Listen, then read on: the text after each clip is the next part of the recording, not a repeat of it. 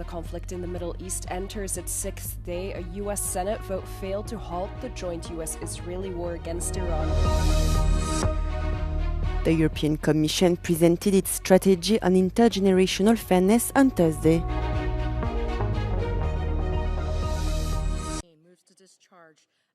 U.S. Senate Republicans have voted down on an effort to halt the joint U.S.-Israeli war against Iran. The legislation, known as the War Powers Resolution, would have limited U.S. President Donald Trump's power to carry out further attacks without congressional approval.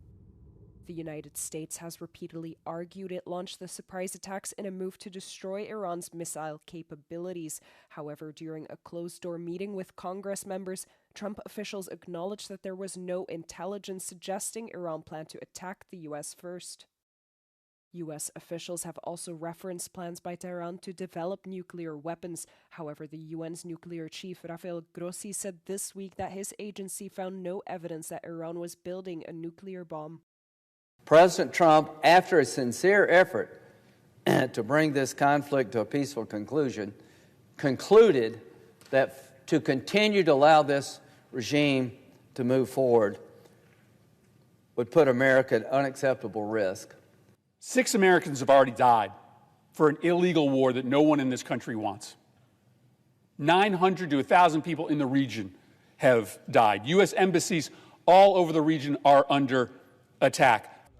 Aerial attacks continued for a sixth day on Thursday, with Iran launching missiles at Israel after a U.S. submarine sunk an Iranian warship.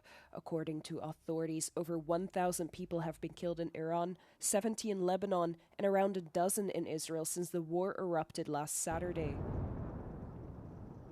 Neighboring states brace for further escalation after Iran threatened to destroy all military and economic infrastructure in the region.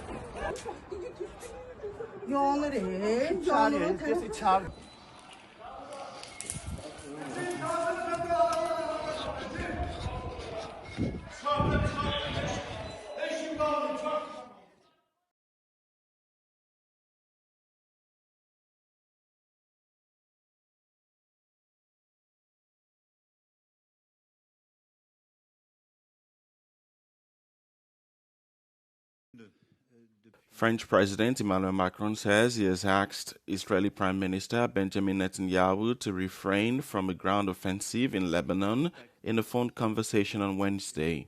Writing in a social media post, Macron said, quote, "I urged the Israeli Prime Minister to preserve Lebanon's territorial integrity and to refrain from a ground offensive." The phone call with Netanyahu marked Macron's first conversation with the Israeli leader since last year, who has voiced anger over France's decision to recognize a Palestinian state in September. The French leader advocated a return to the ceasefire agreement and urged them to press Hezbollah to cease their attacks on Israel and beyond. Lebanon was drawn into the U.S.-Israeli war with Tehran after the Iran-backed militant group Hezbollah attacked Israel, following the joint U.S. and Israeli attacks that killed Iran's Ayatollah Ali Khamenei on Saturday. According to Lebanese authorities, more than 83,000 people have been displaced from their homes and nearly 100 people have been killed since renewed exchanges of fire began last weekend.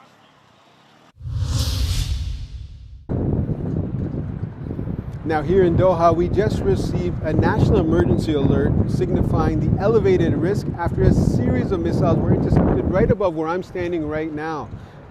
In just a period of minutes, we heard multiple booms reverberating across, sending shockwaves across the city.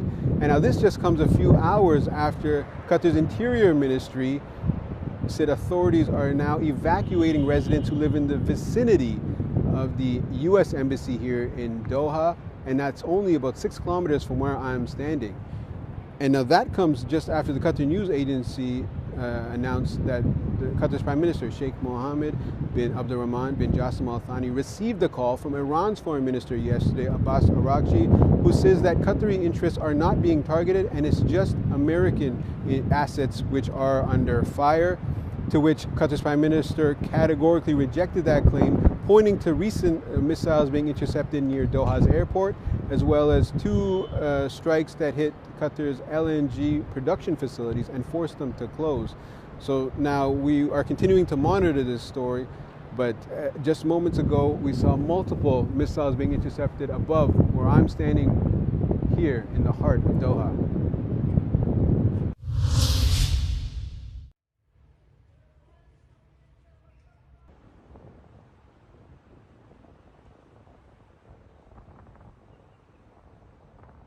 Now, here in Doha, we just received a national emergency alert signifying the elevated risk after a series of missiles were intercepted right above where I'm standing right now. In just a period of minutes, we heard multiple booms reverberating across, sending shockwaves across the city. And now this just comes a few hours after Qatar's Interior Ministry said authorities are now evacuating residents who live in the vicinity of the U.S. Embassy here in Doha, and that's only about 6 kilometers from where I'm standing.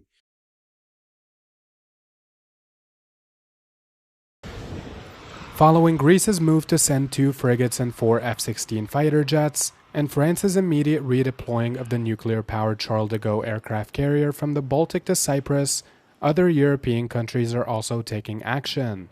Spain announced that by next week its Cristobal Colón frigate will arrive in the region. The vessel had been operating in the same area as the French carrier, conducting escort and training missions. According to the Spanish Defense Ministry, the frigate is expected to reach waters off the Greek island of Crete on Tuesday. Italy, after obtaining final approval from Parliament, announced that they will also send reinforcements to Cyprus. Rome noted that it will join the ranks of France, Spain, and the Netherlands and dispatch naval assets in the coming days to defend the Mediterranean island and EU member state. Defense Minister Guido Crosetto stressed that a direct attack against Cyprus or NATO countries would force allies to intervene, invoking Article 5 of the NATO Charter and Article 7 of the EU. The Dutch frigate HNLMS Evertsen is also headed to Cyprus and is currently sailing alongside the French carrier. On the British side, London has deployed its HMS Dragon warship.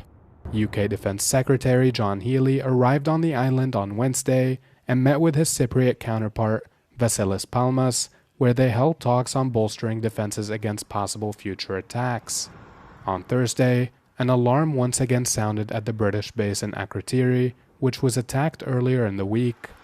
According to government spokesperson Konstantinos Letimbiotis, the alert was triggered by UK forces as a precautionary measure after receiving intel of an incoming projectile. Στο πλαίσιο των προληπτικών μέτρων που λαμβάνονται, ήταν η απόφαση της διοίκησης των Βρετανικών βάσεων να ενεργοποιήσει τα σχετικά πρωτόκολλα. Εμείς είχαμε παρακολουθήσει πολύ στενά και παρακολουθούμε στενά κάθε εξέλιξη.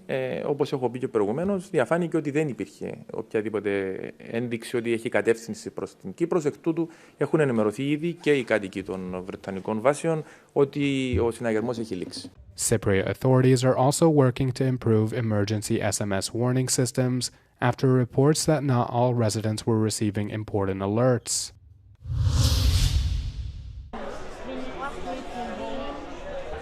The European Commission presented its strategy on intergenerational fairness on Thursday to make sure policies adopted today will improve tomorrow's opportunities. The non-binding document aims to amplify young people's voices and to reduce territorial disparities. We must not leave any generation behind, European Commissioner Glenn Mikalev said. The intergenerational fairness strategy proposes an intergenerational fairness contract. This is a symbolic contract. It's not a contract that we sign, but it reflects a commitment. It reflects a promise that we make politically. The strategy sets up 15 actions, such as creating an index to identify opportunities and gaps between generations, An AI tool will also be launched to better evaluate the long-term consequences of policies in various fields, such as the environment, employment, health and pensions. Oh my God, I love it. Wow, the details are special. Even the lashes, strong lashes. Yeah, a real life Barbie doll. The socks, that's how I play with my socks over the knee. The details are all good. I'm happy with that. It's me.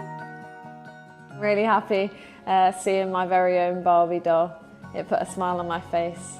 The details were incredible, and as a young girl, you dreamed of having these moments, but they never seemed to be the case, that they could become true. And the ball as well.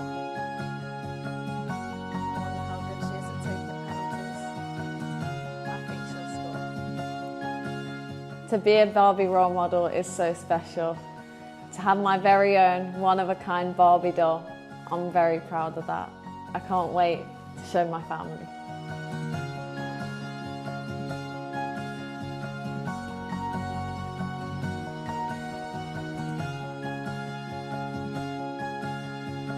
I think this is an opportunity for young girls to see what they want to be when they're older, when they grow up, and Barbie being a huge part of that and champion women